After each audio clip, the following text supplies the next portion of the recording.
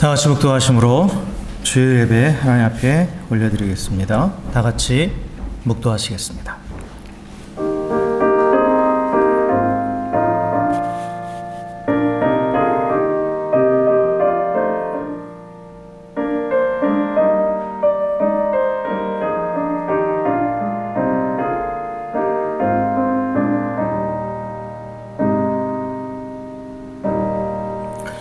온 땅이여 여호와께 즐거운 찬송을 부를지어다. 기쁨으로 여호와를 섬기며 노래하며 그의 앞에 나아갈지어다.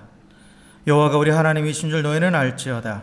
그는 우리를 기르시는 지으신 이요 우리는 그의 것이니 그의 백성이요 그의 기르시는 양이로다. 여호와는 선하시니 그의 인자하심이 영원하고 그의 성실하심이 대대에 이르리로다. 아멘. 우리 다 같이 찬송 31장, 새 찬송 31장, 통일 찬송 46장 함께 찬양하시겠습니다.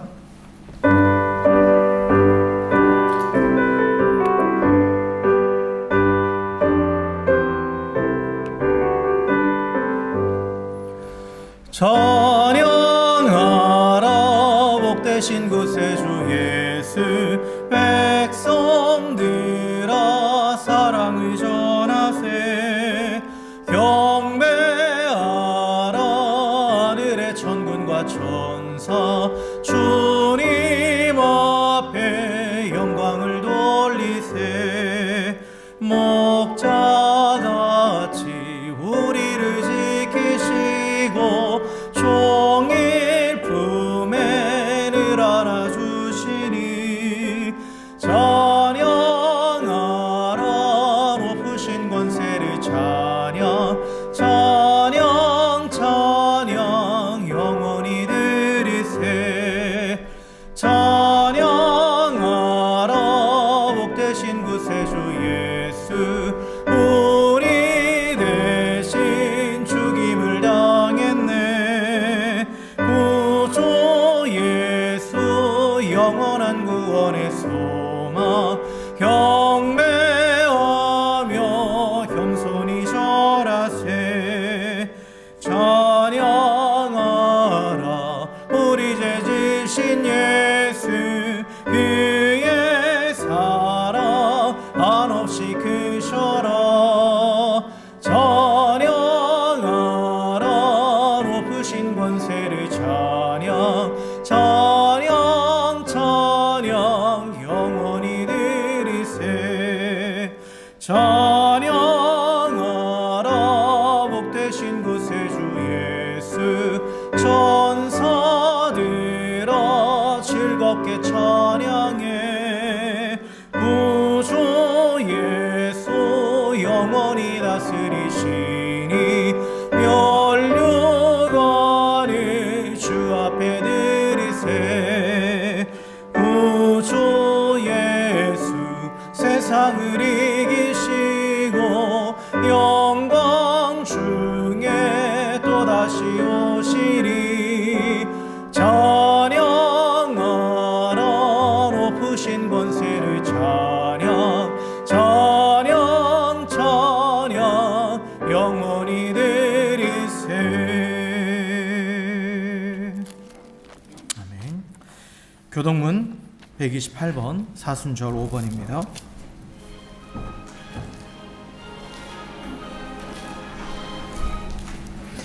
교동문 128번 사순절 5번. 나의 영혼이 잠잠히 하나님만 바라며 나의 구원이 그에게서 나오는도다. 오직 그만이 나의 가정이시오 나의 구원이시오 나의 요새이시니 내가 그의 흔들리지 아니하리로다. 넘어지는 담과 흔들리는 울타리같이 사람을 죽이려고 너희가 일제히 공격하기를 언제까지 하려느냐.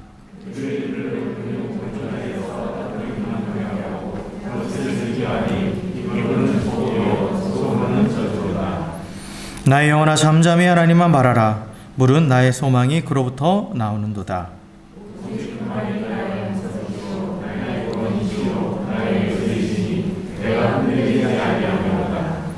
나의 구원과 영광이 하나님께 있으며 내 힘의 반석과 피난처도 하나님께 있도다.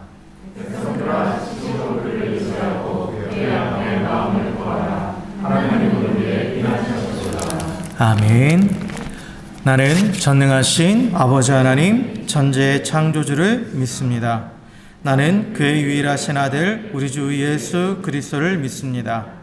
그는 성령으로 잉태되어 동정녀 마리아에게서 나시고 본디오 빌라도에게 고난을 받아 십자가에 못 박혀 죽으시고 장사된 지 사흘 만에 죽은 자 가운데서 다시 살아나셨으며 하늘에 오르시어 전능하신 아버지 하나님 우편에 앉아 계시다가 거기로부터 살아있는 자와 죽은 자를 심판하러 오십니다. 나는 성령을 믿으며 거룩한 공교회와 성도의 교제와 죄를 용서받는 것과 몸의 부활과 영생을 믿습니다. 아멘. 아멘. 찬송 357장, 새 찬송 357장, 통일 찬송 397장 함께 찬송하시겠습니다.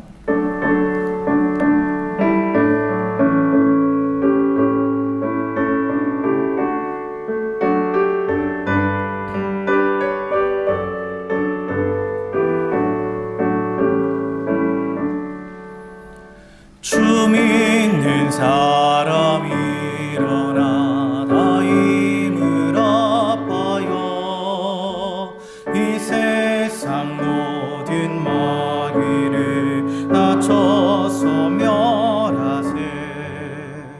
저 앞에 오는 적군을 다 싸워 이겨라. 주 예수 믿는 온 세상이 이기네. 믿음이 이기네. 믿음이 이기네. 주 예수를 믿음이 온 세상이 이기네. 오늘 유마귀 괴결로 큰 죄에 빠지니 진리로 띠를 띠고서 늘 기도 드리세.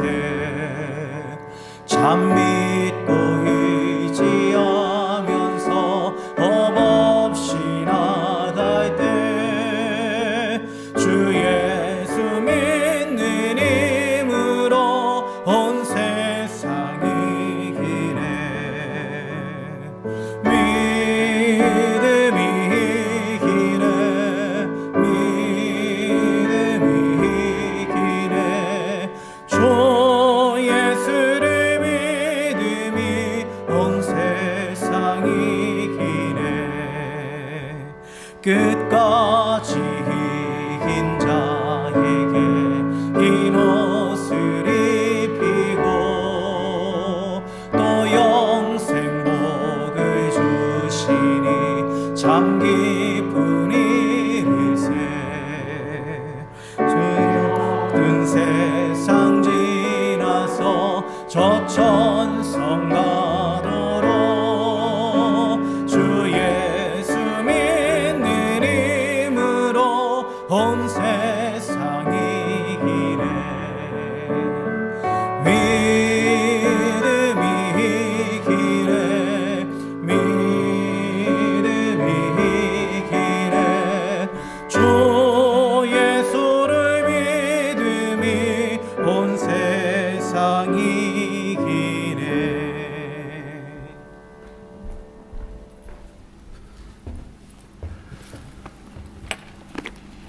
함께 기도하시겠습니다.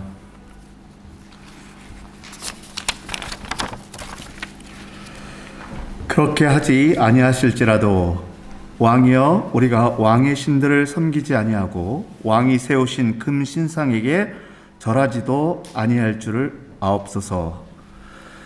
하나님 아버지, 지난 한 주간도 또 그렇게 하지 아니하실지라도 귀한 말씀을 저희 가운데 허락해 주셔서 감사합니다.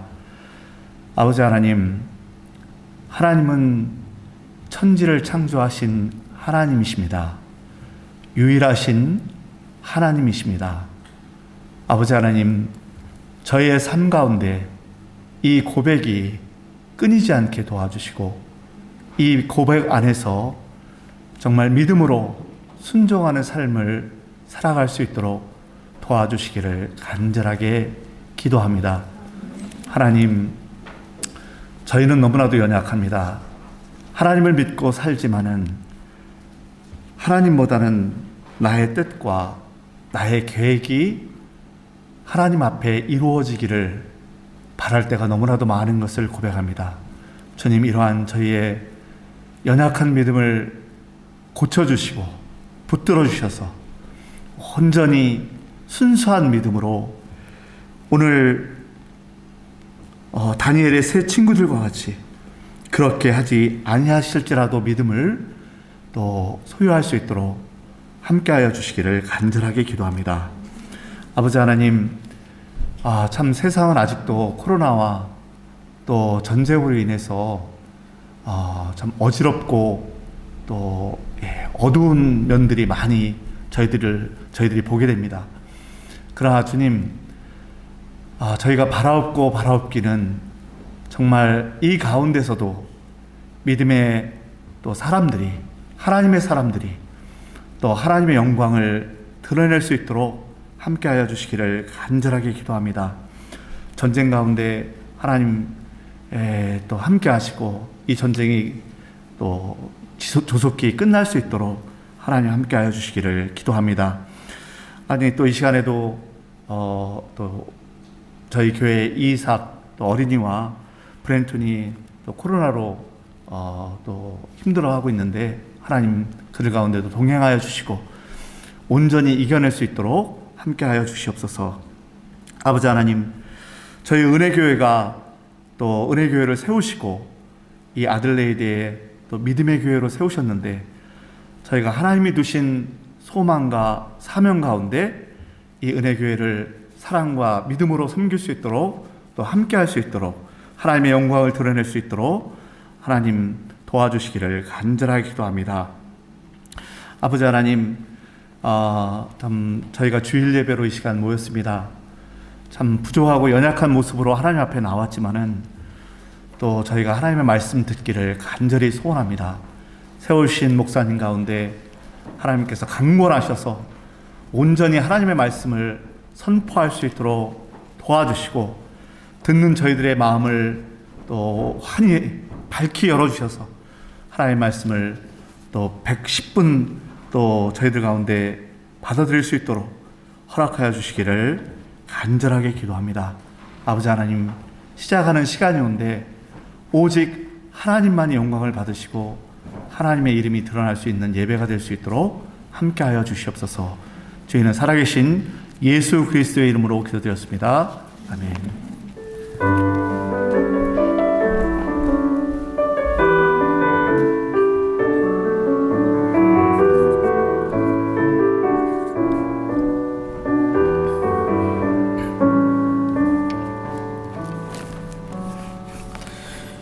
하늘에 계신 우리 아버지, 아버지의 이름을 거룩하게 하시며 아버지의 나라가 오게 하시며 아버지의 뜻이 하늘에서와 같이 땅에서도 이루어지게 하소서. 오늘 우리에게 일용할 양식을 주시고 우리가 우리에게 잘못한 사람을 용서하여 준 것 같이 우리 죄를 용서하여 주시고 우리를 시험에 빠지지 않게 하시고 악에서 구하소서. 나라와 권능과 영광이 영원히 아버지의 것입니다. 아멘. 아멘. 오늘 함께 나누실 하나님 말씀은 요한계시록 3장 7절부터 13절까지의 말씀입니다.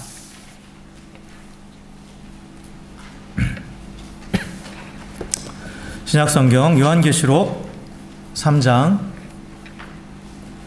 7절부터 13절까지의 말씀 한 절씩 교독하겠습니다. 빌라델비아 교회의 사자에게 편지하라. 거룩하고 진실하사 다윗의 열쇠를 가지시니 곧 열면 닫을 사람이 없고 닫으면 열 사람이 없는 그가 이르시되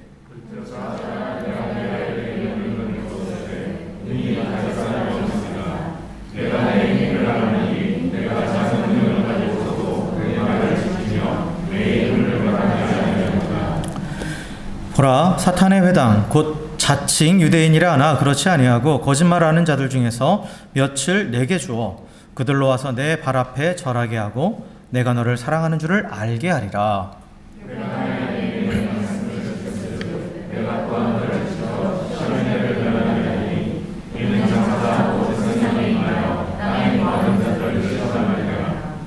내가 속히 오리니 내가 가진 것을 굳게 잡아 아무도 내 면류관을 빼앗지 못하게 하라.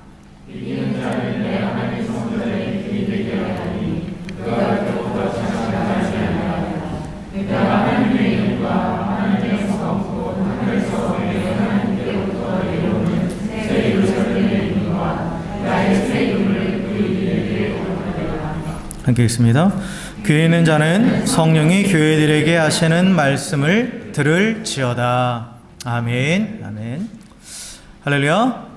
할렐루야. 예, 우리 옆에 계신 분하고 이렇게 인사했으면 좋겠습니다. 당신의 얼굴을 보니 내 마음이 참 포근해집니다. 이렇게 인사합시다.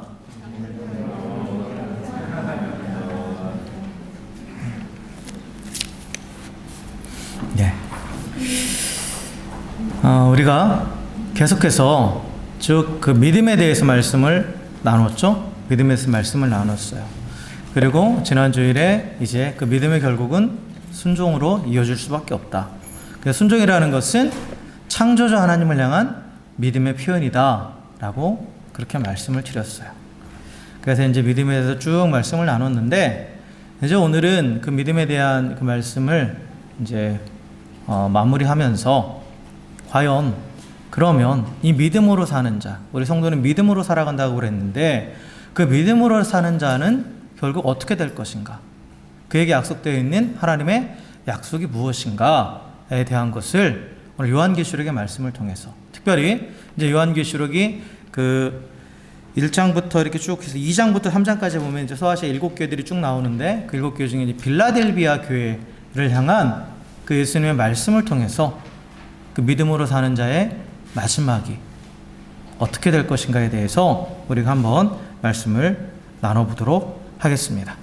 그래서 그 요한계시록 2장부터 이렇게 쭉 보시면 7교회가 나오죠. 2장 3장에 그렇죠? 에베소 교회, 서머나 교회, 그다음에 버가모 교회, 도아디라 교회, 그다음에 사대 교회, 빌라델비아, 라오디게아 총 7개 그렇죠? 네. 7개의 교회가 나오는데 그 예수님께서 이 7개의 교회들을 향해서 이제 그 말씀을 이렇게 주시는 거예요. 그 7개의 교회들에 대해서. 그래서 칭찬도 하시고 책망도 하시고 하는 그런 내용들이 있죠. 근데 소아시아 7개의 교회들 중에서 이제 칭찬만 받는 교회가 이제 이 빌라델비아 교회로 나와요. 빌라델비아 교회로 나오고 그 다음에 이제 책망만 듣는 교회가 이제 라오디게아 교회죠. 라오디게아 교회. 이렇게 나오는데 이 빌라델비아 교회는 그래서 예수님이 칭찬만 하실 정도로 뭔가 특별한 교회였어요. 특별한 교회였죠. 그래서 예수님께서 이 빌라델비아 교회를 통해서 하신 이 말씀을 통해서 과연 믿음으로 사는 사람의 마지막이 어떠할지에 대해서 한번 살펴보겠습니다. 소아시아, 그러니까 소아시아라는 그 지역은 오늘날의 터키 지역을 가리켜요. 터키 지역을 가리킵니다. 터키 지역을 가리키는데 당시 이제 사도 바울이 전도 여행을 통해서 그 소아시아 지역에 많은 교회들이 개척이 됐어요. 개척이 됐어요. 그래서 그 뭐 이제 이게 소아시아 지금도 이렇게 여러분 성지순례 같은 거 이렇게 터키 쪽 지금은 이제 못 가는데 이 성지순례 루트 크게 두 가지가 있어요. 두 가지가 있는데 그 이집트부터 시작해가지고 예루살렘으로 가는 루트가 있고 그리고 그 다음에 이제 신약 위주로 해서 이 소아시아 지역 터키 지역을 돌아보는 성지순례 루트가 있어요. 저는 이제 터키 지역을 도는 이 성지순례를 한번 가봤는데 여러분 에베소 교회 뭐 그 다음에 서머나 교회, 버가모 교회 이렇게 또 여기 나온 빌라델비아 교회 하면 그 지역에 어떤 큰 교회가 있을 것이라고 생각을 하는데 교회가 건물이 있는 게 아니죠. 그때 당시에는 교회 건물이 없었어요. 그렇죠? 그때 당시에는 다 대부분의 가정에서 예배를 드렸단 말이에요. 그래서 에베소 교회 하면 에베소 지역에 있는 교회들을 가리키는 거예요. 하나의 교회가 아니라 우리 애들레이드 은혜교회처럼 하나의 교회를 가리키는 게 아니라 그 에베소 지역에 있는 여러 교회들, 가정교회들 그 전체를 묶어서 에베소 교회라고 말한 거예요. 빌라델비아도 마찬가지예요. 빌라델비아라는 도시에 있는 여러 가정교회들 그 교회들을 하나로 묶어서 빌라델비아 교회다라고 이렇게 부릅니다. 근데 이 빌라델비아라는 이 도시는 오늘날 터키의 알라셰이르라는 그런 도시예요. 그래서 당시에는 이게 이 서방과 동방을 이어주는 그러한 관문이었습니다. 관문. 이 도시가 관문 도시였기 때문에 교통의 유충지니까 당연히 발달할 수밖에 없겠죠. 도시가. 그리고 또한 비옥한 포도원이 있었던 그 지역이 이 되게 비옥한 땅. 그래서 포도 농사하기 되게 적합한 그런 땅이었기 때문에 자연스럽게 그때 당시 사람들은 자신들이 주로 재배하는 뭐 농작물이나 또 이런 것들을 가지고 신을 만들었잖아요. 그것을 관장하는 신. 그래서 여러분이 그리스 로마 신화에 보면 술을 관장하는 신이 나오죠. 무슨 신이죠? 로마 신화에서는 뭐죠? 여러분이 좋아하시는 바카스, 자양강장제, 바쿠스 신, 그렇죠? 그리고 그 그리스 신화에 보면 디오니소스, 같은 신이에요. 그리스 로마 신, 이름만 로마식으로 바뀐 거지. 그래서 포도주의 신, 술의 신 디오니소스를 숭배했고, 그리고 뿐만 아니라 그 디오니소스뿐만 아니라 교통의 유충지라고 했잖아요. 수많은 사람들이 오가잖아요. 그 수많은 사람들이 각자가 섬기는 수많은 우상을 섬기는 신전들이 가득한 도시였어요. 그런 도시였다라는 거죠. 그리고 유대인들도 많이 살았어요. 유대인들도 많이 살았습니다. 그래서 유대인들은 가는 곳마다 회당을 세우고 거기서 이제 모여서 함께 예배하고 했죠. 그 큰 회당이 이 빌라델비아 지역에는 있었습니다. 그래서 사실 이 빌라델비아에서 온전하게 예수를 믿고 그리스도를 한다라는 것이 사실 쉬운 게 아니었어요. 당시 물론 다른 지역들도 다 마찬가지지만 특별히 이 빌라델비아 지역, 유대인의 세력이 워낙 강한 지역이었고 뿐만 아니라 그 이방신을 섬기는 종교들도 워낙 활발했던 그런 지역이었기 때문에, 그래서 이 안에서 정말 예수님을 믿는 그러한 신앙을 지킨다라는 것이 결코 쉽지 않은 그러한 지역이었습니다. 그런데 이 빌라델비아 교회를 향해서 예수님께서 칭찬하고 계시는 거예요. 칭찬하고 계십니다. 그래서 8절에 보면 예수님의 칭찬이 나오죠. 예수님의 칭찬이 나와요. 그래서 그들을 향해서, 교회를 향해서 예수님께서 내가 내 앞에 열린 문을 두었다라고 그렇게 말씀하죠. 근데 8절 앞에서 예수님이 당신을 소개하실 때 다윗의 열쇠를 가지니고 내가 문을 열면 닫을 자가 없고 내가 닫으면 열 자가 없다라고 말씀하시죠. 다윗의 권세를 가졌다라는 것은 왕권을 가지셨다라는 거예요. 그리고 문이라는 것은 구원의 문을 얘기합니다. 구원의 문. 그래서 예수님만이 구원으로 들어간 유일한 문이시잖아요. 그 구문의 열쇠가 되시는 거예요. 예수님만이. 그래서 예수님께서 이 빌라델비아 교회를 향해서 내 앞에 열린 문을 두었다라는 말씀은 뭐냐면 너희를 향한 구원의 문이 활짝 열렸다라는 거예요. 열렸다라는, 그렇게 말씀하시죠. 그리고 결코 닫을 자가 없다라는 것은 그들의 구원은 확실하다. 그리고 영원하다라고 그렇게 말씀하시는 거죠. 그렇게 말씀하시는 거예요.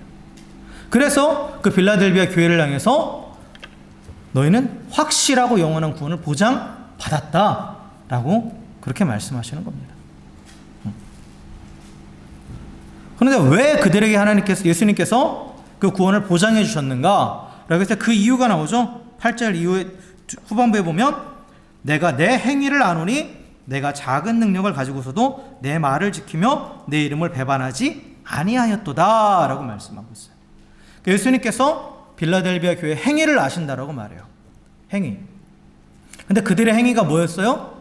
작은 능력을 가지고도 주님의 말씀을 지키며 그 이름을 배반하지 않았다라는 거죠. 그렇죠? 주님의 말씀을 지키는 것과 그 이름을 배반하지 않는 것은 같은 뜻이에요. 같은 뜻입니다.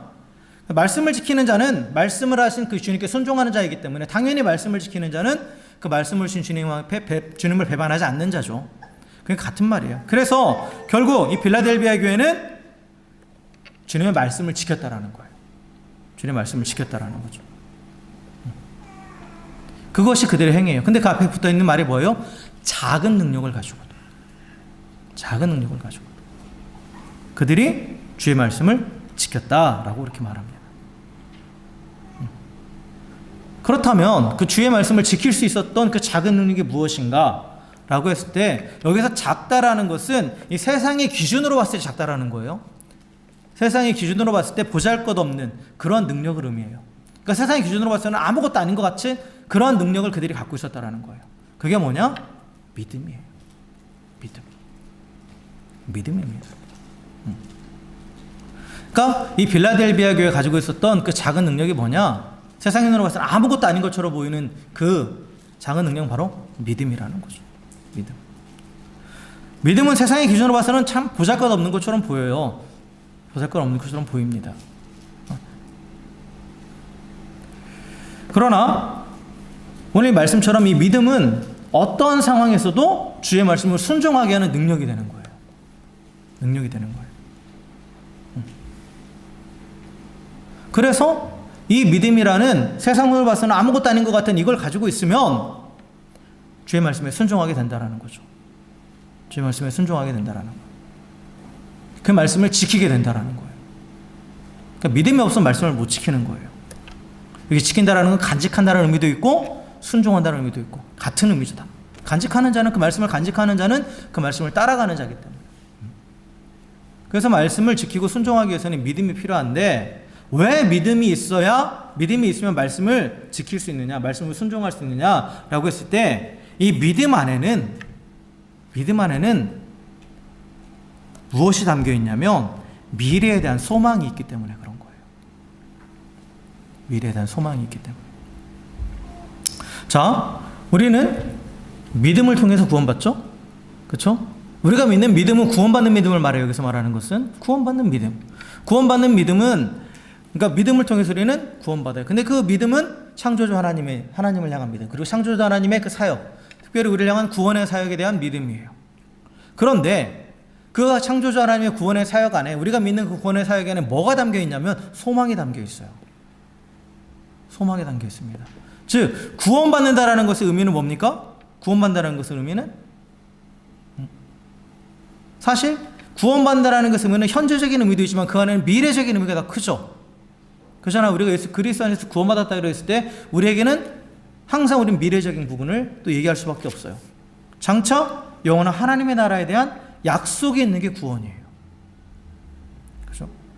그래서 믿음으로 구원받은 자에게는 지금 눈에 보이는 이 세계와는 비교할 수 없는 그 아름다운 하나님의 나라, 지금 겪는 고난과는 비교할 수 없는 놀라운 영광이 보장되어 있습니다.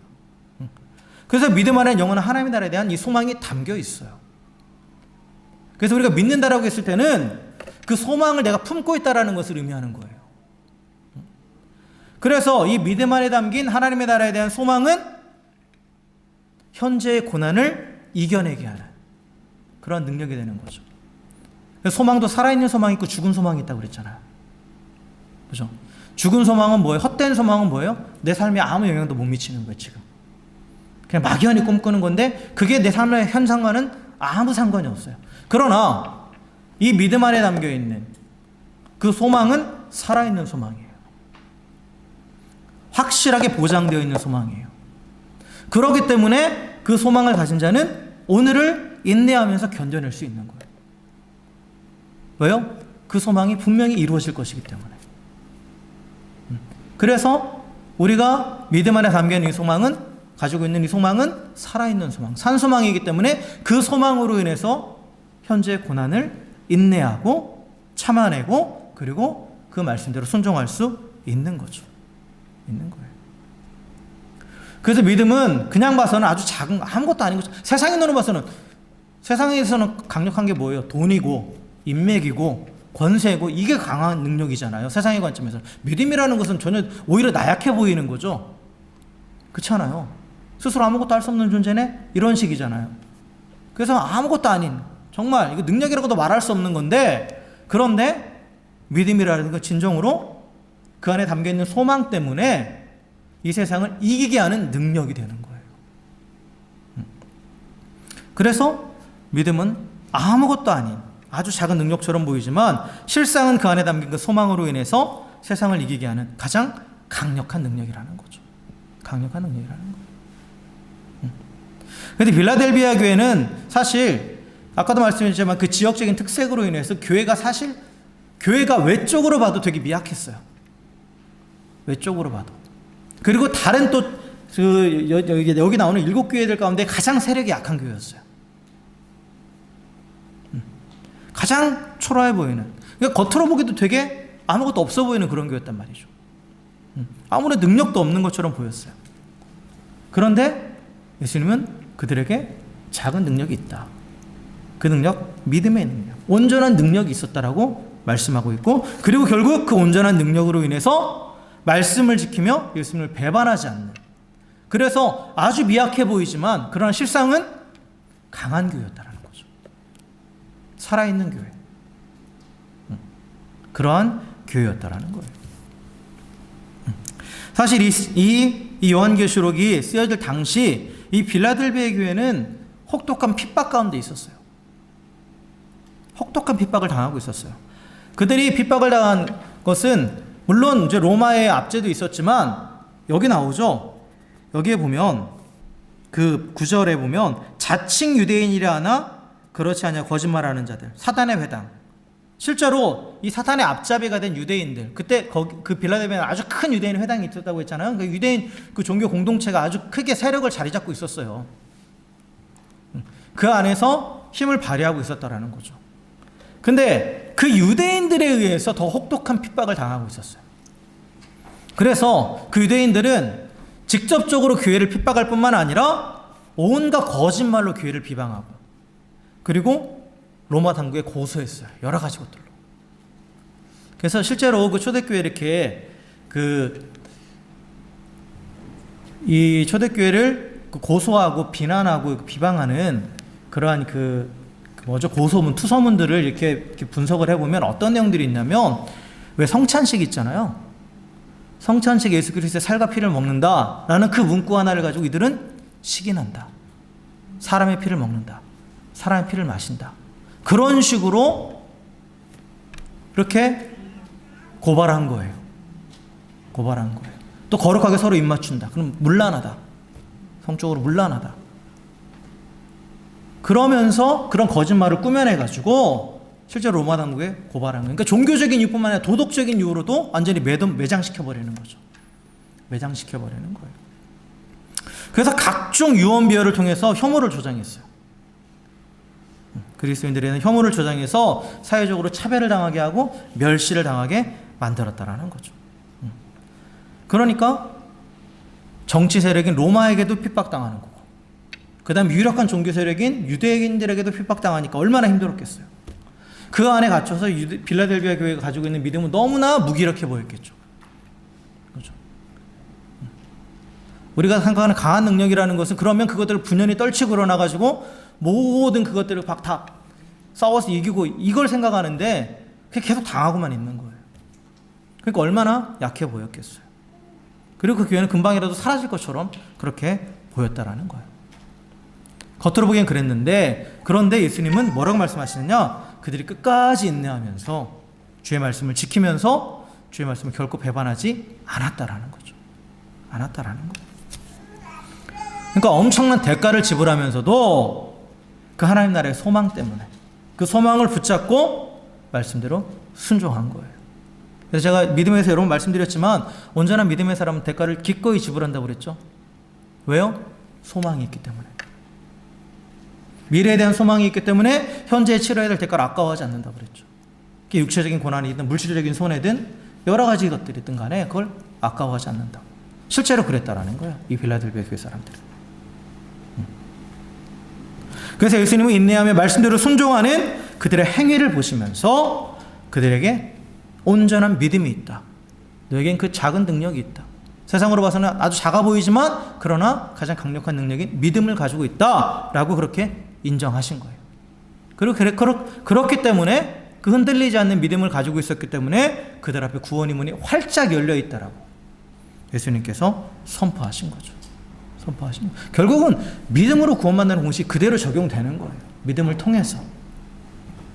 그래서 하나님이 창조주이시고 그 하나님 만물의 주관자이시고 그리고 장차올 영원한 세상이 있다라는 그 세상은 곧 예수 그리스도만을 구주로 고백하는 자만이 들어갈 수 있다라는 그 믿음, 그 소망을 가지고 있기 때문에, 그리고 그로 인해서 어떤 대가를 치러도 그들의 믿음이 흔들리지 않았기 때문에 그들에게 구원의 문이 활짝 열려 있다고 예수님께서는 그렇게 말씀하시는 거예요. 그러면서 그들을 향해서 아낌없이 칭찬하고 계시는 거죠.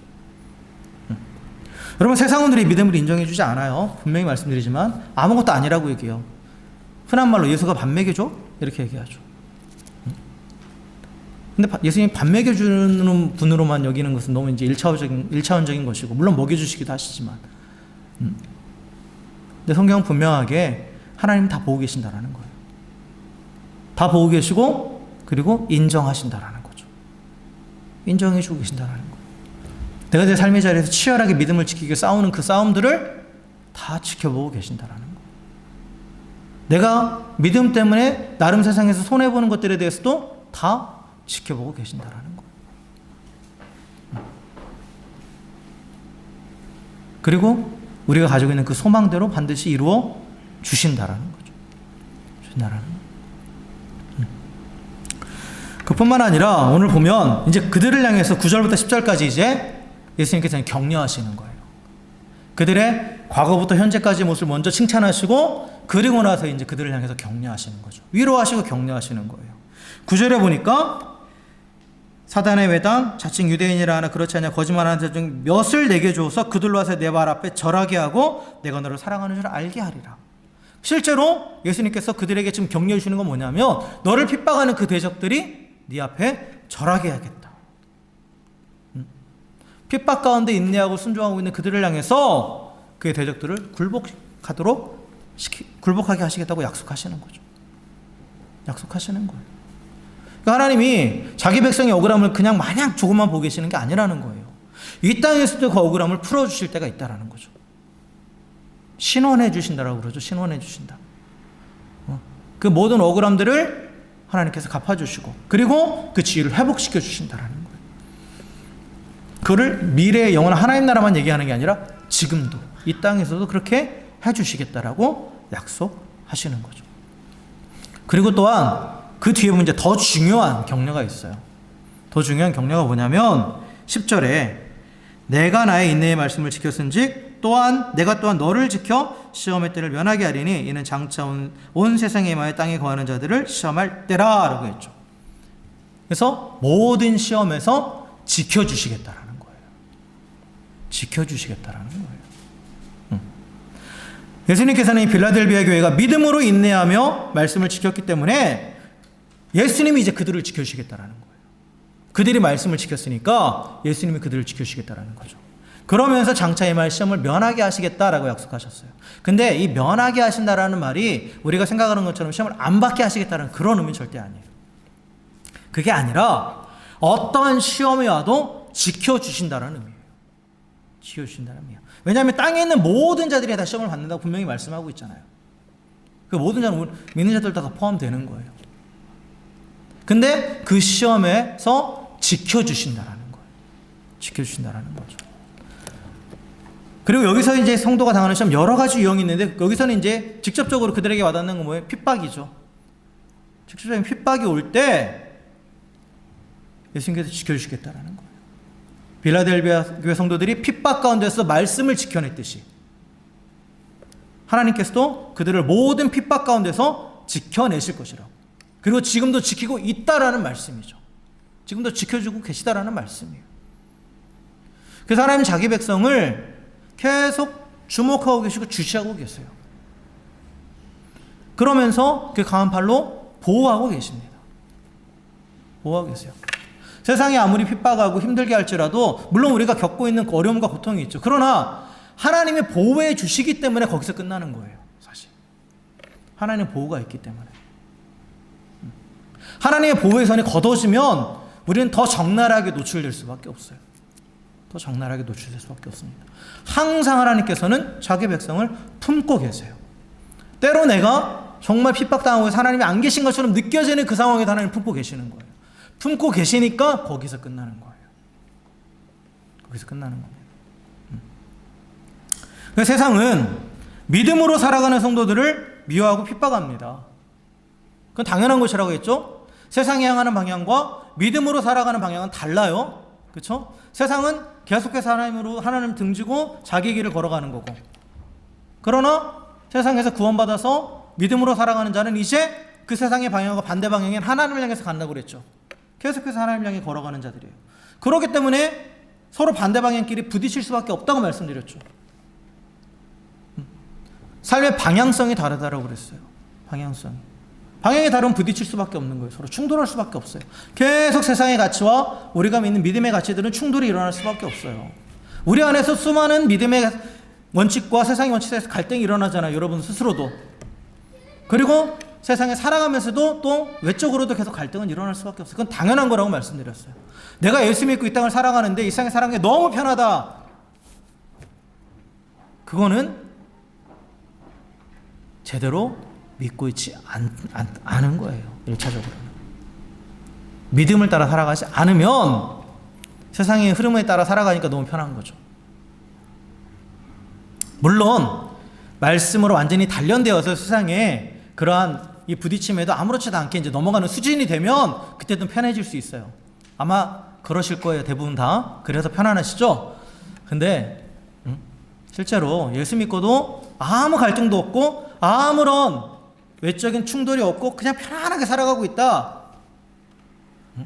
그러면 좀 곰곰이 생각을 해보셔야 되는 거예요. 세상의 핍박은 당연한 것이고, 그리고 내가 추구하는 그 믿음의 가치와 세상의 가치와의 그 충돌은 당연하게 이거는 그냥 무조건적으로 일어나는 거예요. 무조건적으로. 그러니까 어떤 분들이 그래요. 예수 믿을수록 힘들다고. 맞아요. 제대로 믿으려면 힘들어요. 왜요?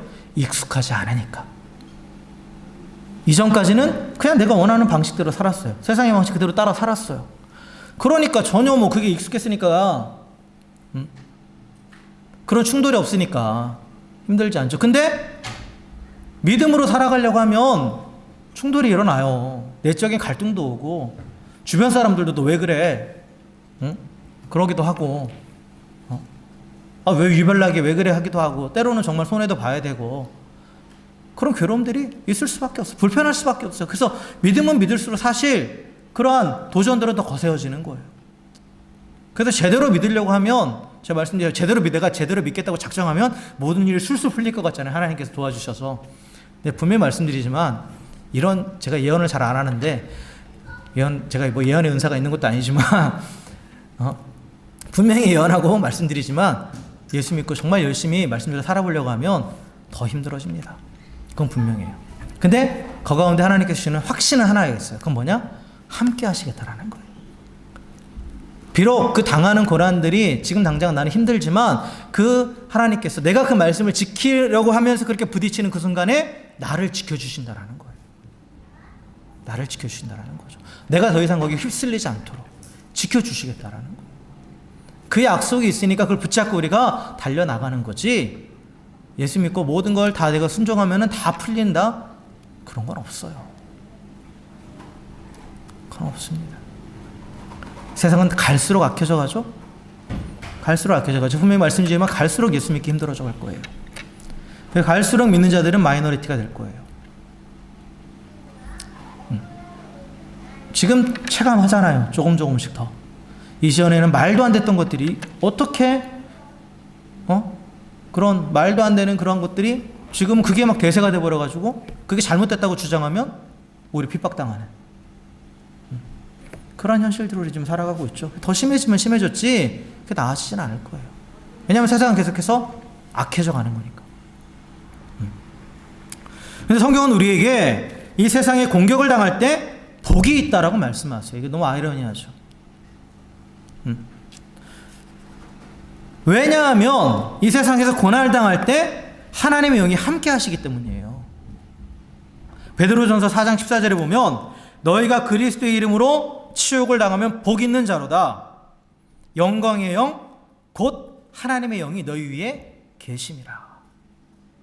우리가 핍박당하는 공격당하는 그때 하나님의 영이 우리 가운데 계신다라는 거죠.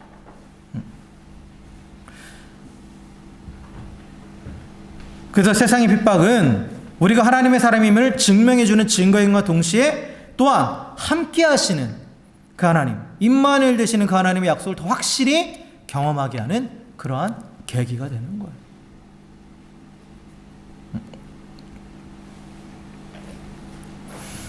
고난 가운데 많이 그러잖아요. 하나님, 내가 예수님 믿고 막 열심히 하는데 왜 저한테 이렇게 더 힘들게만 하십니까? 왜 더 어려움만 생깁니까? 라고 할 때 우리가 반드시 기억해야 될 말씀은 뭐예요? 예수님께서는 나를 믿고 내 말대로 살아가면 핍박이 있다고 분명히 말씀하셨어요. 핍박이 있다고. 근데 그 가운데 하나님의 영이 너희와 함께 한다고. 내가 너희와 함께 한다라고. 그렇게 말씀하셨어요. 그래서 그 가운데 내가 혼자 있는 것이 아니라 하나님이 함께 계신다라는 거죠. 함께 계시는 거예요. 그래서 지켜주셔요. 그렇기 때문에 이 세상은 하나님을 대적하고 또 하나님을 믿는 자들을 계속해서 핍박하지만 그러나 하나님께 속한 이 성도들을 결코 해하지는 못합니다. 그래서 세상이 성도들을 공격하는 것을 어떤 식으로 표현하면 우는 사자와 같이 덤빈다라고 표현하고 있어요. 우는 사자와 같다라는 것은 엄청난 위협이에요. 위협은 엄청난 위협인데 그런데 실제적으로는 접근을 하지 못한다라는 거예요. 제가 철로역정 얘기 한번 해드렸죠. 철로역정에서 왜 철로역정의 그 주인공이 그 믿음 씨였던가 이름이 그 사람이 그 하나님의 나라를 향해서 나아가는데 근데 그 길에 엄청난 사자 2마리가 딱 지키고 있는 거예요. 근데 그 사자 2마리 사이에 길이 있어요.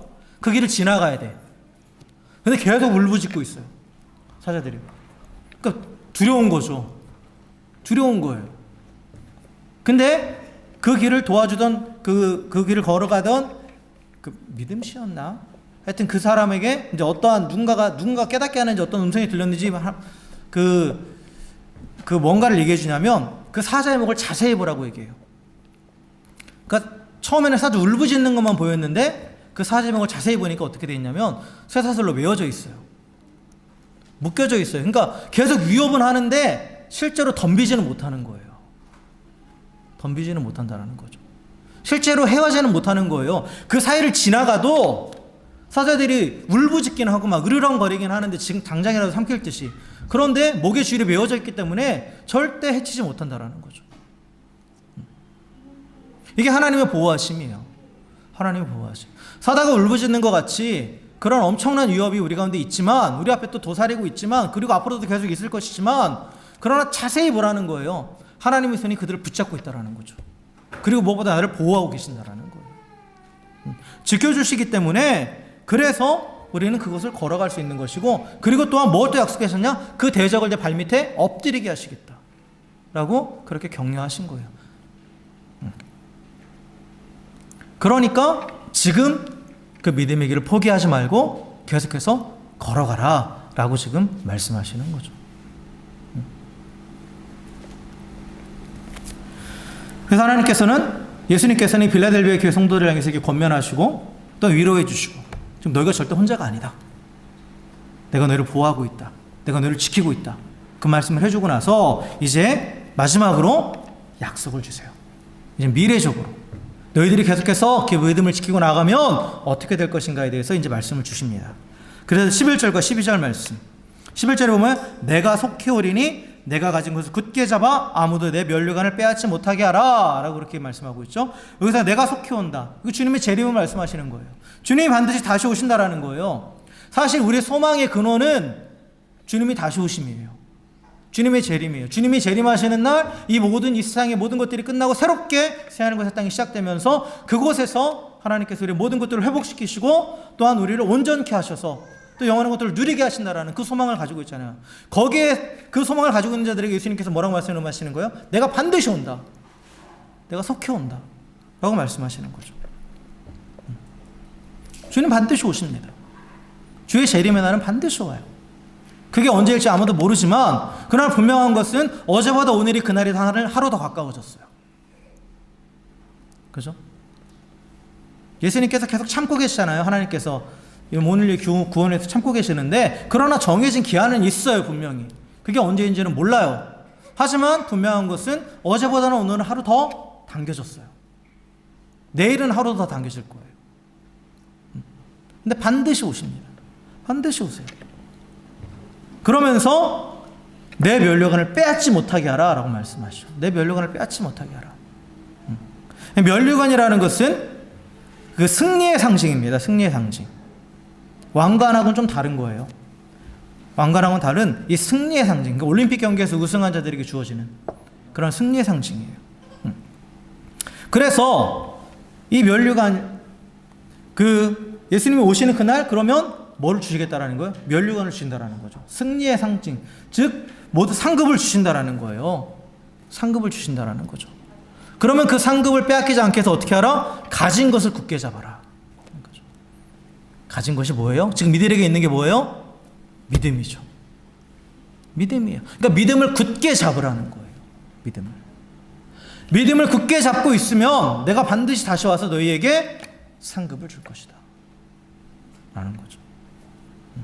그럼 그 상급이 뭐냐? 이게 12절에 나오는 말씀이에요. 12절에. 이기는 자는 내가 하나님 성전의 기둥이 되게 하리니 그가 결코 다시 나가지 아니하리라. 12절 전반부에 보면 믿음을 끝까지 붙잡고 인내함으로 믿음의 선한 싸움을 이기는 자에게 주시는 상급은 뭐냐? 성전의 기둥이 되게 한다라는 거예요. 성전의 기둥이 된다라는 것은 뭐냐면 하나님의 나라, 하나님의 집의 기둥이 되는 거예요. 그러면 이건 뭐예요? 영원히 그 집에 거하는 거죠. 영원히 그 집에 거하는 거예요. 다시 나가지 않는다라는 표현이잖아요. 집 안에 있는 기둥은 나갈 수가 없죠. 그 기둥이 나가면 집이 무너지는 건데. 그잖아요. 이게 왜 어떠한 그 연상작용을 하는 거냐면 실제로 이 빌라델비아 지역은 지진이 많이 일어나는 지역이었어요. 그래서 지진으로 인해서 온 도시가 파괴된 적이 있었어요. 그래서 이 빌라델비아에 살던 사람들이 주변적으로 뿔뿔이 흩어졌던 적들이 있었어요. 그 도시가 다시 재건이 되긴 했는데, 그러니까 지진으로 외적인 요인으로 인해서 지진으로 나서 흔들리니까 뿔뿔이 흩어지는 그런 상황들을 경험한 사람들에게 너희들이 기둥이 되어서 너희들은 성전의 기둥이 될 것이고 다시 나가지 않는다라는 것은 구원, 하나님께서 약속하신 그 구원, 그래서 그 하나님의 나라에 들어간 그들은 결코 어떤 외부적인 요인에 있어 그 구원을 흔들리지 않고 절대 빼앗기지 않는다라는 거예요. 빼앗기지 않는다라는 거죠. 그래서 영원히 그 나라에 거하게 된다라는 것을 분명하게 말씀하세요. 그 나라는 절대 무너지지 않는 나라니까. 하나님의 나라는 절대 무너지지 않는 나라예요. 빌라델비아라는 도시는 무너졌지만 하나님의 나라는 절대 무너지지 않죠. 그러니까 영원히 그 나라에 거하게 된다. 그것도 기둥으로서. 그 나라의 중요한 구성원이 된다는 거죠. 그리고 또 하나, 이 뒤에 보면 내가 하나님의 이름과 하나님의 성, 곧 하늘에서 내 하나님께로부터 내려오는 새 예루살렘의 이름과 나의 새 이름을 그 위에 기록하리라 라는 말씀이 있어요. 제가 이 말씀을 이제 묵상하면서 이게 무슨 뜻인가 하고 곰곰이 한번 생각을 해봤어요. 그 세 가지 이름이 나오죠. 하나님의 이름, 그 다음에 새 예루살렘의 이름, 나의 새 이름. 이게 무슨 의미인가 하고 곰곰이 생각을 해봤는데 주석들 찾아봤는데 사실 이 부분에 대해서 명확하게 풀어주지 않아요. 풀어주지 않습니다. 여기서 이단이 나오거든요. 여기서 이단이 나와요. 근데 이 말씀이 의도하는 바가 무엇인지는 분명하게 알 수 있어요. 아까도 말씀드렸지만 이 빌라델비아라는 이 지역이 지진으로 도시 한번 파괴된 적이 있었다고 했잖아요. 그때 이제 로마 황제가 전폭적으로 지원해서 도시를 재건했어요. 이전보다 더 웅장하게, 더 화려한 도시를 만들었어요. 그러니까 이 황제의 지원에 대한 감사의 표시로 도시의 이름을 바꾼 적이 있었어요. 그래서 그때 이 도시가 가지고 있었던 이름이 이제 네오 가이사르. 네오 가이사랴. 가이사라는 것은 황제를 의미하잖아요. 그러니까 새로운 황제. 그러니까 황제 이름을 딱 붙인 거예요. 그거는 그럼 뭐냐? 황제의 도시라는 거예요. 새로운 황제의 도시. 그러한 이름을 땄었어요. 그래서 이 도시가 누구 거다? 황제의 것이다 라는 거죠.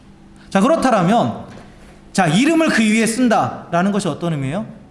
여러분 새학기가 되면 책을 받죠. 책을 받으면 거기다가 뭘 해요? 제일 먼저 이름을 쓰죠. 왜 이름을 써요? 내 거다예요. 그 이름을 가진 자의 소유가 되는 거죠. 똑같은 교과서들이 있지만 다 이름이 다른 이름들이 써 있잖아요. 그러니까 뭔가 이름을 쓴다라는 건 뭐예요? 그것이 내 소유다라는 거예요. 즉 우리에게 그 마지막 날 그 하나님 나라에 들어갔을 때 거기에 하나님의 이름을 쓴다라는 건 뭐예요? 그에게 하나님의 이름을 쓴다. 너는 하나님의 것이다. 넌 하나님의 소유다라는 거죠. 새 예루살렘의 이름을 쓴다. 그건 뭐예요? 새 예루살렘 하나님의 나라예요. 넌 하나님의 나라에 속한 자다라는 거죠. 나의 새 이름을 쓴다. 이건 예수님께서 어떻게 새 이름을 가지신다라는 거거든요. 사실 우리도 마지막 날 하나님 나라 가면 새 이름을 갖는다라는 의미를 가지고 있어요. 근데 그 이름이 뭔지는 몰라요. 알 수 없어요. 그런데 어쨌든 간에 예수님의 이름을 쓰신다라는 거예요. 그럼 뭐예요? 예수님의 것이다라는 거예요. 소유가 분명하게 되는 거죠. 소유가. 그래서 하나님의 이름이 기록된 자는 하나님께 속한 자이고 새 예루살렘의 이름이 기록된 자는 새 예루살렘, 즉 하나님 나라에 속한 자가 되는 거고 예수님의 이름이 기록된 자는 예수님께 속한 자. 그 세 가지 이름이 다 쓰여진다라는 거예요. 하나님과 예수님과 하나님 나라에 속한 자라는 거죠. 그래서 결국은 이것이 또 여러 가지 가지고 있는 함의들을 쭉 해서 풀어보면 믿음으로 이기는 자에게 하나님의 이름, 새 예루살렘의 이름, 나의 새 이름이 기록된 것은 그들이 하나님께 속한 자로서 또 우리가 마지막 날 그리스도의 신부가 되는 것이고, 그래서 그리스도의 것이 되는 것이고, 그래서 그럼으로써 그리스도와의 영광과 위엄을 누릴 온전한 사람이 될 것이다 라는 거예요. 그리고 하나님 나라에서 결국은 하나님의 나라, 예수님, 하나님 결국은 하나의 개념이거든요. 하나님과 영원히 하나 된다, 영원히 연합한다 라는 그러한 의미를 가지고 있다는 거죠. 그래서 믿음의 선한 싸움을 싸우는 자에게 이름이 쓰여지는 것은 결국 그 이름의 주인과 하나가 된다는 거예요. 하나가 된다는 거죠. 그래서 끝까지 믿음의 선한 싸움을 싸워 이기는 자는 하나님 나라에 들어갈 뿐만 아니라 그 나라에 들어가서 하나님과 영원히 하나 되는, 영원히 연합하는 그러한 영광을 누리게 될 것을 분명하게 말씀하고 계시는 거예요. 이게 믿음을 끝까지 지킨 자에게 주시는 하나님의 약속이에요. 약속이에요. 말씀을 정리하겠습니다. 오늘도 주님은 믿음을 가지고 인내하며 말씀을 지키는 자를 찾으십니다. 영광스러운 하나님의 나라를 소망하면서 어떠한 상황 속에서도 믿음의 선한 싸움을 싸우는 자를 기뻐하십니다. 그래서 그들을 모든 시험에서 지켜주시고, 그리고 그 모든 대적을 굴복시켜 승리하게 하십니다. 지금 싸워가는 그 과정 가운데 그것들을 또한 경험하게 하시는 거예요. 그래서 성경은 우리에게 분명하게 말씀해요. 믿음을 굳게 지키라고. 지금 너에게 있는 그 믿음을 굳게 지키라고. 그래서 믿음을 굳게 지킨다는 것은 결국 인내하며 순종하는 거예요. 그 하나님 나라를 소망하면서. 그러한 자에게 하나님 나라에 들어가서 영원히 거기에 거하는 것뿐만 아니라 그 나라의 주인 되신 하나님, 그 나라의 주인 되신 예수님과 연합하는, 온전히 하나 되는, 그래서 함께 그 영광을 영원히 누리게 하는 그 놀라운 약속을 우리 가운데 허락해 주셨습니다. 그래서 세상은 요즘 지진 많이 나잖아요. 그렇죠? 가끔 참 지진이 많이 지금 나고 있는데, 이 지진 나는 것처럼 요동치고 있죠, 세상은 지금. 근데 요동치는 이 세상 가운데서도 창조자 하나님을 온전히 믿음으로 지키시고 보호하시는 주님의 강한 손 안에서 참된 안정감을 누리시는 우리 모두가 되길 주의 이름으로 간절히 축원합니다. 또한 그렇게 믿음을 지켜나감으로써 승리하게 하시고, 또 모든 것들을 신원해 주시는 하나님의 은혜를 또한 이 땅 가운데서 경험하고, 그리고 장차 영원한 하나님의 나라에 들어가 하나님과 영원히 하나 될 것들을, 그 영광을 누릴 것들을 소망하면서 이제 오늘을 인내하며 또 순종하며 온전한 믿음으로 살아가는 우리 모두가 되기를 다시 한번 주의 이름으로 간절히 축원합니다. 할렐루야. 우리 함께 이 시간 찬양하고 잠깐 기도하는 시간 갖도록 하겠습니다. 우리 찬양의 가사를 함께 잘 묵상하면서 세상은 흔들리고 계속 변해가지만 나는 오직 믿음으로 주님만을 바라보며 영원한 하나님 나라를 소망하며 살겠습니다 하며 고백하면서 함께 주님 앞에 이 찬양 올려드렸으면 좋겠습니다. 세상은 흔들리고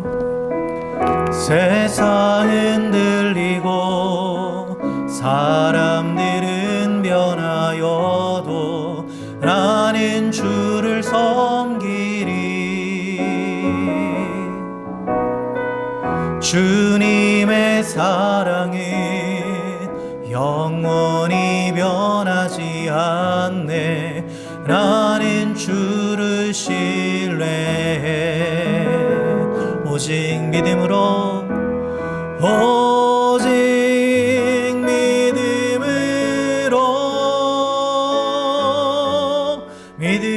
내가 살리라.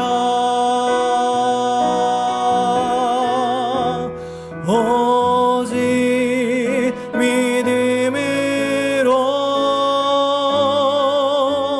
믿음으로 내가 살리라. 믿음은 들리고 사람들 주를 떠나도 나는 주를 섬기리.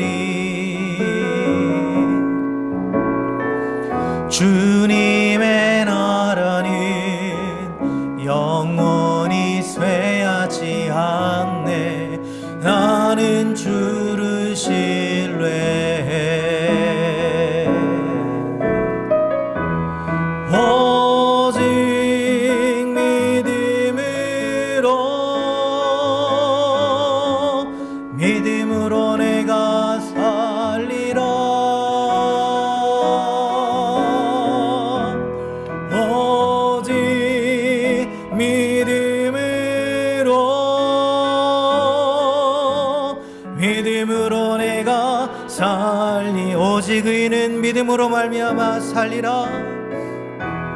오직 의인은 믿음으로 말미암아 살리라. 오직 의인은 믿음으로 말미암아 살리라.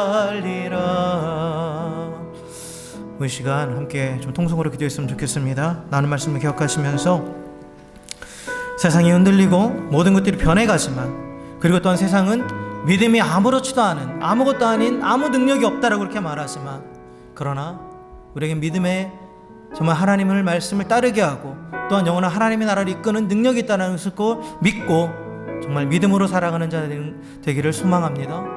그래서 이 시간 기도할 때에 하나님, 우리가 이 세상에 휩쓸리지 않고 주님께서 이미 내게 허락하신 그 겨자씨만한 그 믿음을 지키면서 온전히 말씀에 순종함으로 믿음으로 살아가는 자 되게 하여 주시옵소서.